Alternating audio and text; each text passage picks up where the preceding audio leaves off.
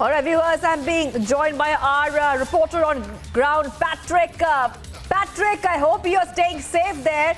Give us a quick update about what is happening right now. What our viewers are seeing is a video released by Russia on the missile attacks which had taken place earlier this morning. Patrick, give us a quick update on what's happening on ground.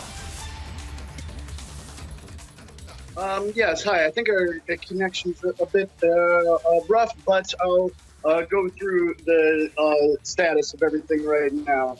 I'm currently in Crimea, near the Crimean Bridge that, as we know, was hit the day before yesterday in a what is reported as a car bombing, or a truck to be specific, a civilian truck, which Russia is saying was filled with explosives and detonated on the bridge by a driver who was unknowingly carrying these explosives. Russia says that this was perpetrated by Ukrainian special operatives. And as we saw your guest before, the Ukrainian foreign minister and the deputy were denying that this was done by Ukrainian forces. But if you even go on Twitter and look up the defense ministry's the Twitter page at Defense View, you can see where the Ministry of Defense for Ukraine is basically bragging about hitting the bridge and one of the key Russian ships that was stationed here and that was sunk by Ukrainian forces. So there's a lot of misinformation going around in the Ukrainian government. We see foreign ministers and members of parliament saying that it wasn't Ukraine, but the defense ministry bragging about it. So there's a lot going on. As far as what's happening today with these attacks, yes, it's very unfortunate when civilians die on any side of any contact line, and that's what's happening today. And unfortunately, that's what's been happening in the last 8 years of this war. That's what a lot of people don't understand. This war has been going on specifically in the Donbass region for 8 years, and civilians have been dying there almost every day, even this week. Just hours ago, 2 civilians were injured in Donetsk when a shell came down, fired from Ukrainian territory. And almost every day this week, civilians have been getting killed. And this is not something that either side should be saying, well, the other side's killing civilians, so we should do it too. No, but everyone needs to understand what is happening now and what has been happening. So when the members of Parliament of Ukraine and foreign ministers come on shows as they've been doing and saying that all their civilians are dying and how Ukrainian military does not fire on civilians, that is a complete and utter falsehood. I've been reporting in the Donbass for the last 8 years, the entirety of this war, and I've seen hundreds, if not thousands, of civilians killed by Ukrainian attacks on civilian areas, nowhere near military targets.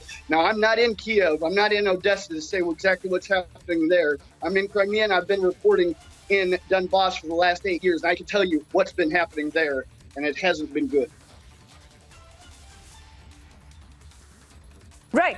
And Patrick, a tweet has come in right now. The NATO General Secretary has spoken with the Minister of Foreign Affairs of Ukraine, condemned the horrific and indiscriminate attacks on civilian infrastructure in Ukraine.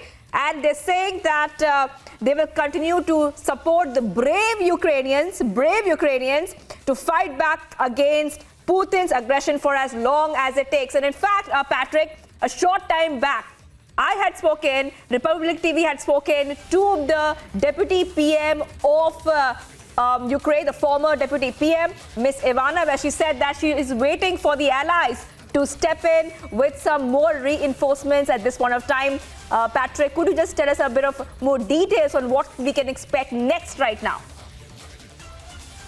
Well, right now it's a waiting game on what the West is going to do, what the allies, as they say, are going to do. Are they going to continue to be supplying Ukraine with this lethal aid? I can tell you that the residents of Donbass in the territory that has been that voted to break away from Ukraine in 2004. That's the Donetsk and Lugansk regions, which had referendums in 2014 to break away from Ukraine.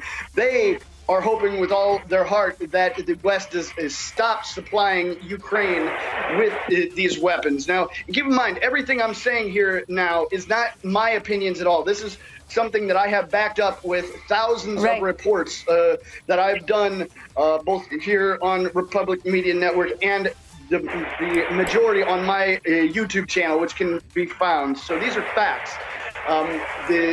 The fact is that there's no question that some of this Western lethal aid, as they call it, has been used on civilian targets in Donbass, specifically the Donetsk and Lugansk region, or as they refer to themselves as the Donetsk and Lugansk People's Republics.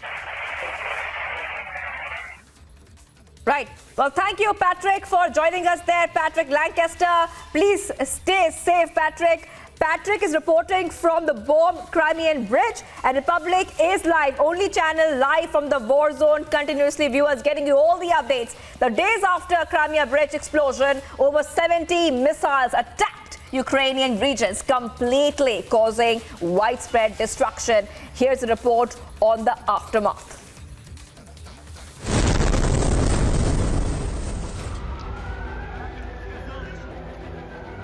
The Russia-Ukraine war entered 229th day today. Attacks, destructions, loss of lives as the war continues to escalate. These visuals are from Ukraine's capital city, Kiev.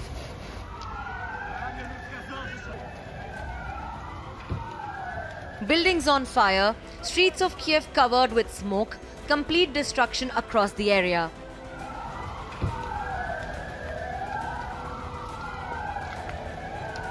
Cloud of black smoke dust has covered Kiev, which is battling with back-to-back missile attack. These visuals show massive destruction after missile attack hit several regions of war-torn Ukraine. Another big explosion crippled Kiev's building completely. The visuals on your screen shows the aftermath. More than 200 days, massive destruction, unrelenting attacks. The war between Russia and Ukraine is only escalating. Bureau Report, Republic TV.